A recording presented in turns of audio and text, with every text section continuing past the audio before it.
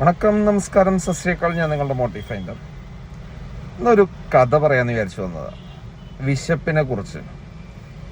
ഒരു കൂട്ടുകാരൻ ഇതുപോലെ വീട്ടിൽ നിറച്ച് എലിയാണെന്നും പറഞ്ഞ് നമ്മുടെ ഒരു കൂട്ടുകാരൻ്റെ അടുത്ത് ചെന്ന് ചോദിക്കുക, അളിയാ എൻ്റെ വീട്ടിൽ നിറച്ച് എലിയാണ്, ഒരു രക്ഷയില്ല. അവൻ പറഞ്ഞ് എൻ്റെ വീട്ടിൽ ഇങ്ങനെ നിറച്ച് എലിയായിരുന്ന ഞാൻ ഒരു പൂച്ചയെ വളർത്തി അതോടെ ഈ സംഭവം തോന്നുന്നു.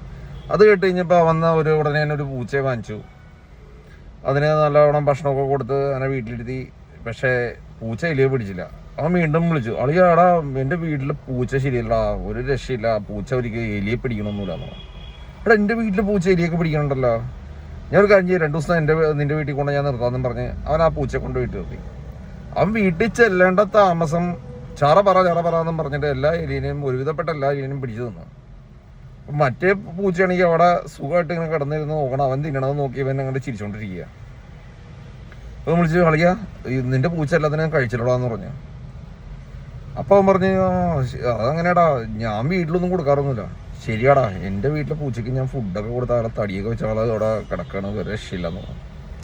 ഇതിൻ്റെ മീനിങ് എന്താണെന്ന് വെച്ചാൽ വേറെ ഒന്നുമല്ല, വിശപ്പുണ്ടെങ്കിൽ നമ്മൾ എന്ത് സാധനവും കഷ്ടപ്പെടാൻ തയ്യാറാവും. കൂട്ടുകാരൻ വളർത്തിയ പൂച്ചയ്ക്കാണെങ്കിൽ വീട്ടിൽ നിന്ന് ഒരു സാധനവും കൊടുക്കില്ല. അത് കാരണം കൊണ്ടിട്ട് അവൻ നല്ലോണം തേടി പിടിച്ച് ഫുഡിനെ കഴിക്കാൻ നോക്കും. മറ്റവനാണെങ്കിൽ വീട്ടിലെ ഫുഡും കഴിച്ച് നല്ല വയറ് വീർപ്പിച്ച് അവിടെ കിടന്നുറങ്ങും. അപ്പോൾ വെറുതെ ഇരുന്ന് തിന്നണവൻ തിന്നുകൊണ്ടേ ഇരിക്കും, ഒരു പണി എടുക്കില്ല. പക്ഷേ വിശപ്പുള്ളവൻ ഏതറ്റം വരെയും പോകും. വിശപ്പാണ് എല്ലാത്തിനും ഒരു കാരണഭൂത. നമ്മൾ ജീവിക്കുന്ന ഒരു തത്വമുണ്ട്, ഇതുപോലെ ബുദ്ധിസ്റ്റ് തത്വമാണ്. നമ്മൾ ജനിക്കുന്ന രണ്ട് കാര്യത്തിന് വേണ്ടിയോ, ഒന്ന് വിശപ്പ്, പിന്നൊന്ന് റീപ്രൊഡക്ഷൻ, ലൈംഗികത, അല്ലെങ്കിൽ അടുത്ത നെക്സ്റ്റ് ജനറേഷനിലേക്കുള്ള വഴി. ഇതിനു വേണ്ടിയിട്ട് മാത്രമാണെന്നാണ് ബുദ്ധിസ്റ്റിൻ്റെ ഒരു തത്വം പറയുന്നത്. ശരിയല്ലേ ഞാൻ പറഞ്ഞത്?